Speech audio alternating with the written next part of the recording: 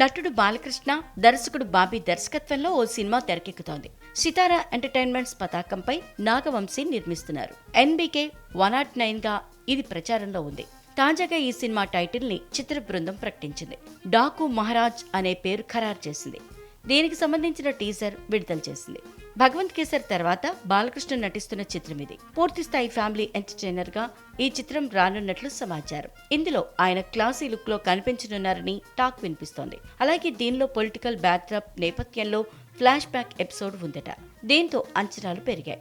భిన్న కాలాల్ని ప్రతిబింబించే కథతో రూపొందుతుండటం, ఆ కథ సాగే కాలానికి తగ్గట్లుగానే బాలకృష్ణ 3 కోణాల్లో కనిపిస్తారని తెలుస్తోంది.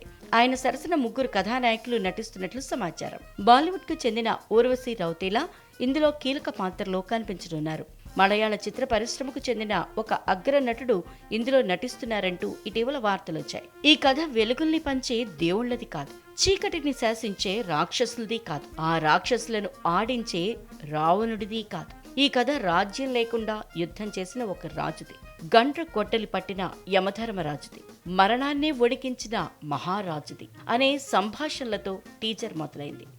గుర్తుపట్టావా డాకు మహారాజ్ అంటూ బాలయ్య చెప్పే డైలాగ్స్, విజువల్స్ ఈలలు వేయించేలా ఉన్నాయి.